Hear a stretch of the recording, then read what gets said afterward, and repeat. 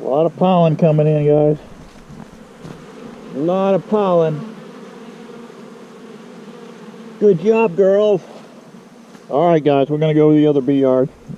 Give them a shot. I've been hitting this about every week now. You can see how well that worked with taking that tip off of there. You don't need it.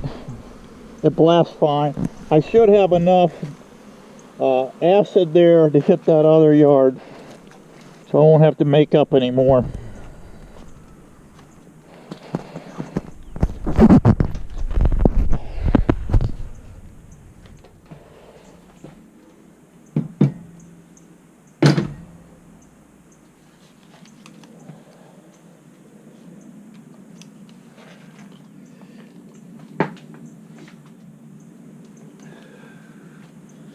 When you're using these, this is a Harbor Freight one, by the way. It's a chemical one. Don't use this acid without one of these. Now, what you're going to get into here is a lot of moisture in here, depending on how long you are, working in the field. Occasionally, after every use, what I do is get a big wad of paper towels and put some hydrogen peroxide on it. Sterilize all this inside. Then stuff paper towel, a big wad of paper towels in here to suck up any moisture you got left in this thing. And then there's a plastic housing that goes over there to keep the dirt and stuff out. And then you can just hang it up in your shop somewhere, okay? Very simple. Let's go to that other bee yard and see what's happening.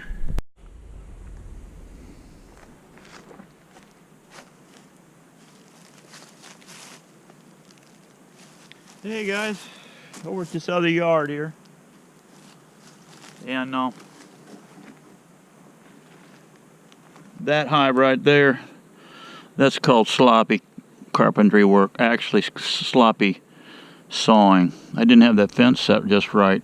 All these boxes, the deep boxes that I recently built, we spent more time, more accuracy on them, and everything's fitting up jamming tight on them. But it's no big deal. I don't worry about these cracks like this, because as you can see, these bees are using this crack more than they are the front entrance. I don't really care. And that's got a hole for me in a perfect location to shoot this acid in there. What I wanted to tell you too, guys, on this jar, you saw me feeding garlic in the bucket. I also put garlic. I was putting 1 tablespoon per gallon of 1-to-1 mix. That's what I have here. But this is just 1-to-1. Half sugar, half water. I use really hot water too to dissolve the crystal quicker. But don't. This is a don't for you. Don't put that garlic mixture in these jars. What I found out was the little granules open up. Not only they start plugging the holes, the bees actually force that plugs out of the way and get to this nectar. But you've got this huge mess of garlic on the inside of this jar. Another thing I noticed, not only do the mites don't like garlic, but either does mold. I get black mold in these jars. With that garlic in there, I got no mold. Look how clean that jar is. No mold in there. But anyway, I discontinued putting the garlic in the jar. And I will just open feed occasionally, the garlic mixture. I just set it out close to the hive here, and they jump on it quick. So I'm going to go ahead and gas them all first. And then that one's in a perfect location. I can shove the nozzle right in there. That's the center of the nest. Then I'll come over to that one. I've got the deep, that's not hardly anything going on yet. It'll be a week or two. I was at the meeting last night, bee meeting, and I talked to a queen breeder there, and he said, I told him the drones are flying, and I said, how about your place? He said, they're flying good. I said, when are you going to start breeding? He said, next week. So yeah, it's starting to happen. Man, it's a good day today, guys, bright and sunny. It's 80 something, and today's date is the 8th, February 8th. So let's get this knocked out. I'll get my gas mask on here and get this job knocked out. I'll do the gassing first, then I'll put the jars on, and then we'll get on out of here. I'll come back. I'm going to give this 2 more weeks on these bottoms, and we'll come back here and open all these hives up. I want to see what's happening downstairs to see if they're drawing, because new moon in April, I want to go in them things and start robbing out frames to make up more nukes. So the plan is by the end of May, have some bees to sell.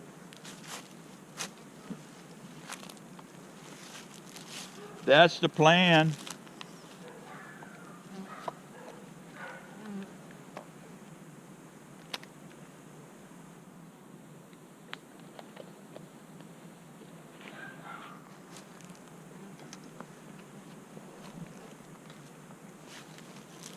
This button, by the way, that's off.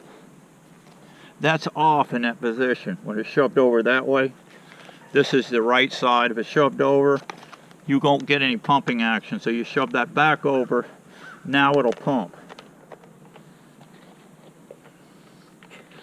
I lied to you. You pump it that way. Just pump it a little bit and get some juice out of it.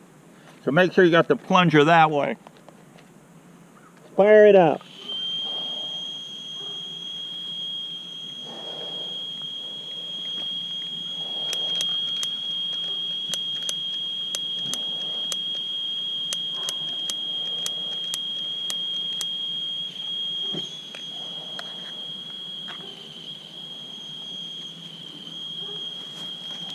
Happens pretty quick, as you can see. You can see you don't need that nozzle on there.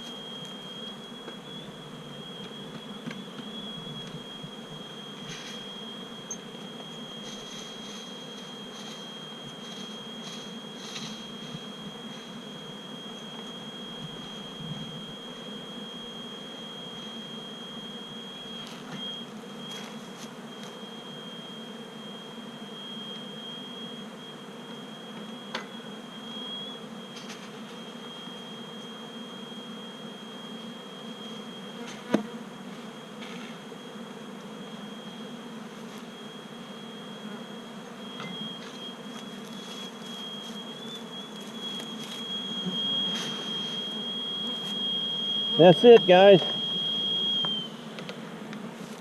The 4 hives, I used about that much, about a good inch out of this jar. It cranks them up a little bit, as you can see.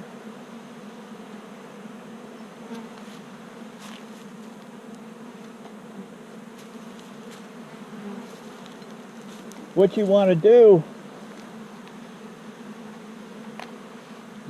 do with this thing is shoot them 3 times, 7 days apart, and that way you're breaking that whole cycle of that, because those mites that are inside and sealed up inside of those cells, this stuff won't kill them. They're in there sucking the life out of that pupae in that cell.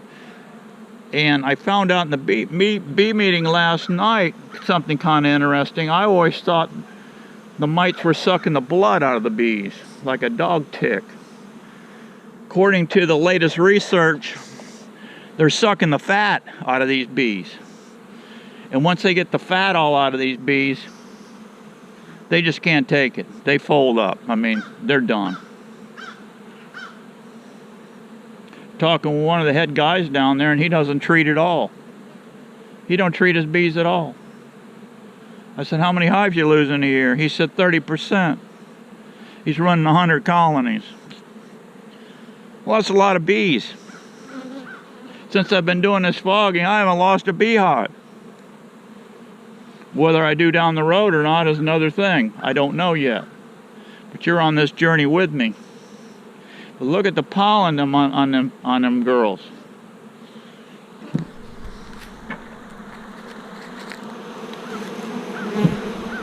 A lot of drones too. A lot of drones. So yeah, some white pollen. I got a hunch that's that cherry. This stuff here, I'm not really sure. That white pollen right there, I think it's that cherry. Starting to take a few hits. The girls are not happy. I'm gonna back up. I gotta back up, guys, and put a head net on.